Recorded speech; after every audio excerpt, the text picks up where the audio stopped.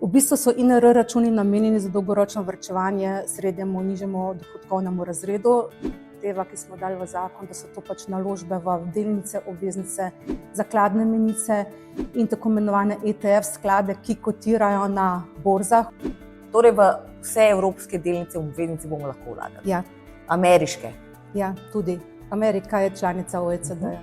V tem primeru je davčno ugodnejša obravnava, je samo 15% davčna stopnja, a ne za obdavčitev. Če je izplačilo narejeno po 15 letih, davčno ni obdavčeno.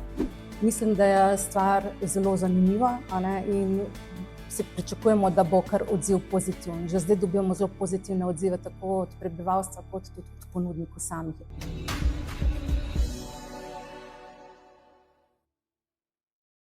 Lepo pozdravljeni v podcastu Ministrstva za finance s financami na ti. Moje ime je Katarina Matejčič. Tokratna tema pa individualni naložbeni računi.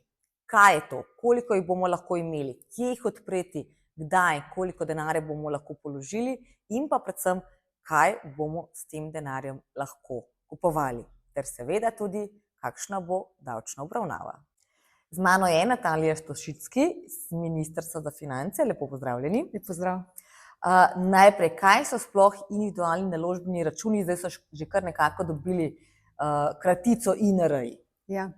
INR-ji so v bistvu posebni trgovalni računi za trgovanje z finančnimi inštrumenti, ki jih lahko posamezna fizična oseba, ki je davčni rezident Republike Slovenije, odpre pri posebnih ponudnikih INR računov.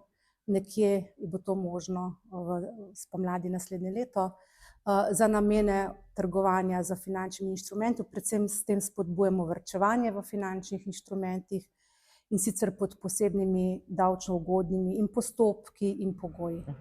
Omenili ste, lahko ga odpre človek, ki je davčni rezident, pa vendarle, ali recimo lahko starši odprejo za svojega otroka oziroma stari starši za vnuke, da bi recimo na ta način, namesto na banki, varčevali za prihodnost svojih potomcev? Ja, mi želimo spodbujati dolgoročno varčevanje, tako da starši ali pa tudi stari starši, če so uradni zakoniti zastopniki otroka, če niso pač ne, v njegovem imenu odprejo individualni naložbeni račun in na njem potem seveda varčujejo in upravljajo z finančnimi inštrumenti in z naložbami do polne opravilne oziroma poslovne sposobnosti otroka. Potem tam naprej pa otrok sam. Ali to pomeni, da imamo torej lahko več kot en individualni naložbeni račun, ali na fizično osebo pride en in to je to, ne da imamo zdaj, ne vem, 3 recimo? Na posamezno fizično osebo lahko pride samo en račun in ravno zato, da potem imamo tudi omejeno to in pod kontrolo, v bistvu pravzaprav zato, ker gre res za poseben davčni status, tudi potem na ta način davčno spremljavo učinkov dohodkov na računu. Omenili ste, odpreti ga bo mogoče pri posebnih ponudnikih. Kdo vse to so? So to banke, borzni posredniki? Kje vse bo mogoče odpreti INR? Ja, ponudniki INR računov bojo pravzaprav subjekti, ki bojo imeli dovoljenje za opravljanje investicijskih storitev.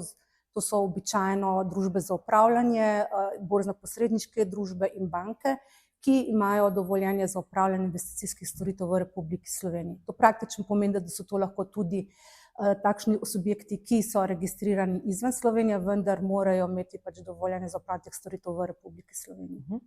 Kar se tiče denarja, pa bodo določene omejitve. Povejte malo, koliko se bo lahko dalo prvo leto, koliko se bo lahko dalo vsako naslednje leto in ali bo kakšen plafon, kakšna zgornja meja, do koliko denarja lahko damo, ali so to lahko milijoni? Ja. V bistvu so INR računi namenjeni za dolgoročno varčevanje srednjemu in nižjemu dohodkovnemu razredu.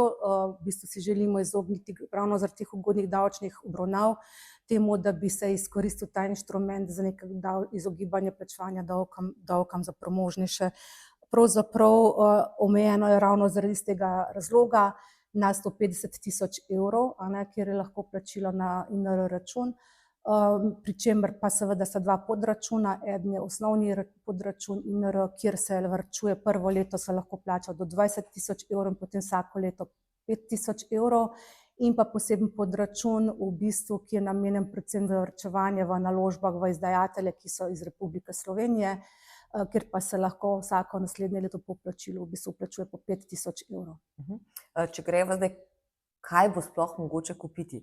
Verjetno bo mogoče kupiti delnice, obveznice, menice. Kaj vse se bo lahko kupovalo in polagalo? Ja.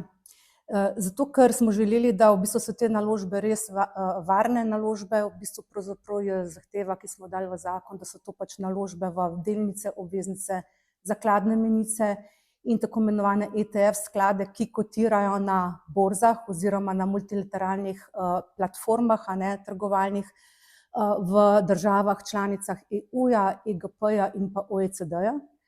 Dovoljeno je pa tudi naložbe v tako imenovane kolektivne naložbene podjeme, to so enote po domače vzajemnih skladov, a ne, ki pa seveda morajo tudi sami po naložbeni politiki lahko vlagati samo v pač izdajatelje iz teh držav. Torej, recimo v izvedene finančne inštrumente ali pa v kriptonaložbe ne bo mogoče vlagati prek INR-jev. Ne. Omenili ste zdaj po kraticah, kam vse bo mogoče vlagati, pa če poveva zelo po domače. Torej, v vse evropske delnice in obveznice bomo lahko vlagali. Ja. Ameriške. Ja, tudi. Amerika je članica OECD-ja. Kaj pa recimo Azija, vedno bolj aktualna, Kitajska, Indija, Indonezija se razvija?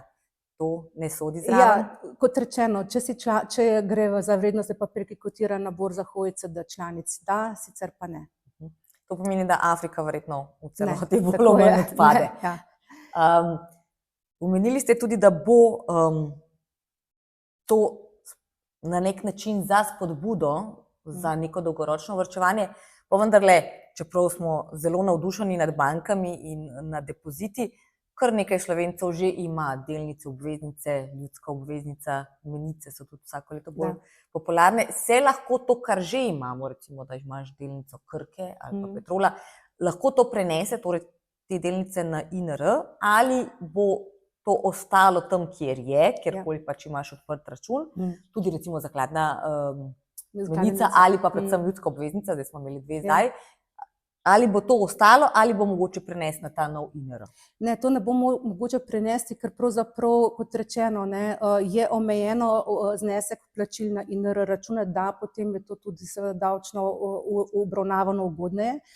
In ravno namenom dodatnega varčevanja se želi z plačili na INR denarnih sredstev v bistvu spodbujati, da se potem ta denar na novo vlaga. In tukaj tako imenovanega additionality samo s prenosi iz enih računov na INR račun ni.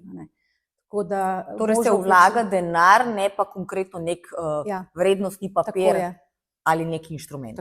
Kar nekaj Slovencev bo dobilo, kar se je tako odločilo, ali pa so se morali tudi delnice Vzajemne, kaj pa je z njimi, do zdaj smo govorili, možno je položiti samo denar, pa vendarle, ali v tem primeru obstaja izjema?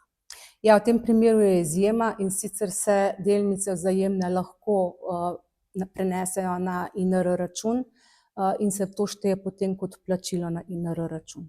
Torej, to so edine delnice, ki se lahko kot vrednostni papir dajo na te račune. Da. Večkrat ste omenili davki, kakšna je ta posebna davčna obravnava. Vemo, recimo za ljudsko obveznico ni davka do 1000 evrov obresti letno. Kaj pa bo tukaj, kaj so posebnosti, da spodbujate, glede na to, da ljudje, ki že imajo posebne trgovalne račune, imajo, pa bi recimo želeli odpreti še INR? Ja, v bistvu je pravzaprav kar precejšnja razlika, zaradi tega, ker se nek nov davčni, bom rekla, razred uveljavljen, sicer so to dohodki iz INR-ja. In v bistvu so lahko to v bistvu dividende pridobljene iz naložb na INR računov ali obresti, ali so to realizirani kapitalski dobički, a ne z nakupom in prodajo vrednostnih papirjev na INR računu. In pravzaprav dokler ne pride do prvega izplačila iz INR računa, a ne, pravzaprav so ob sami prodaji oziroma realizaciji teh prihodkov v bistvu ti prihodki neobdavčeni. V bistvu se prvič obdavčijo šele, ko v bistvu se imetnik odloči, da bo izplačilo iz INR računa naredil. Če je to pred potekom 15 let od v bistvu vzpostavitve vplačil v INR račun. V tem primeru je davčno ugodnejša obravnava, je samo 15% davčna stopnja, a ne, za obdavčitev, medtem ko če pa so izplačilo naredi kasneje, to Kasneje od 15 let po v bistvu plačil na INR račun je pa to davčno v bistvu tudi oproščeno v celoti. Popolnoma, torej po 15 letih Popolnoma ni davka. oproščeno, da. Zdaj pa prvih 15 let pada, tako kot pada sicer pri kapitalskih dobičkih vsakih 5 let, vsako 5-letno obdobje, ali za prvih 15 let velja popolnoma ista davčna stopnja? Velja popolnoma ista davčna stopnja, to je 15-odstotna, ki se odmeri od v bistvu pozitivne razlike med vrednostjo premoženja na INR računu na datum davčne obveznosti, ki nastane, to pomeni ob prvem izplačilu z INR računa, in pa med plačili, ki so bili narejeni in skupno v bistvu kumulirani do datuma izplačila z INR računa. To pomeni, da recimo, če dobim dividendo 14. leto, pa do takrat nič nisem dvignila, pa počakam tudi s to dividendo do 15. in dvignem vseh 15 let dividend, bo davčna stopnja nič. Tako je. In ne bojo rabili odmeriti torej te, ki izplačujejo dividende, kot je običajno, ker so zavezanci, recimo Krka, Petrol, NLB, ravno zdaj potekajo skupščine in se odločajo o dividendah. Torej oni bodo nakazali v celotnem znesku skupaj z davkom na posameznikov INR.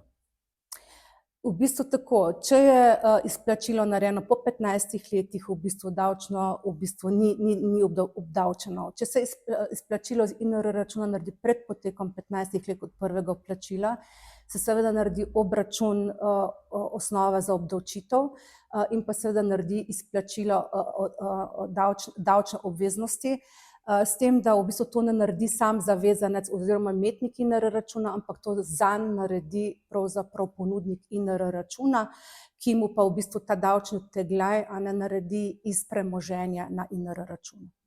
Kdaj bomo sploh lahko začeli odpirati INR-je? Zakon je bil sprejet, je pa zdaj prehodno obdobje. Kdaj je tisti prvi datum, ko bodo ljudje lahko začeli razmišljati o tem, predvsem pa šli nekam podpisati in položili prvih 20.000 recimo na račun? Je zakon začel veljati 4. junija, v bistvu veljaviti se začenjajo te določbe po 9 mesecih, to tudi nekje predvidevamo, da bo potem spomladi naslednje leto možno že odpirati te račune. Še to, glede na to, da bo v 15 letih ni več davka na nič, ne na dividende, ne na kapitalske dobičke.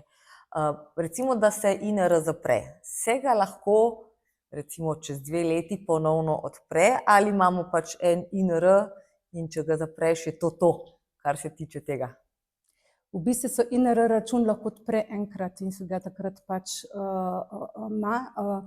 Zdaj seveda, kadar pač pride do situacije, ko davčni rezident ni več davčni rezident, pa je recimo to tujec, in potem lahko v tem primeru pa da svoj INR račun tako imenovano mirovanje za določeno obdobje.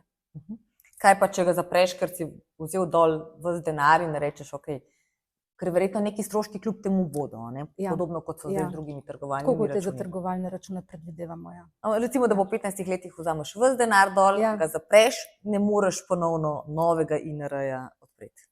Lahko odpiraš INR-je, ampak vedno moraš imeti samo enega. Lahko jih imaš pa več, recimo vmes narediš pavzo ali pa ne vem.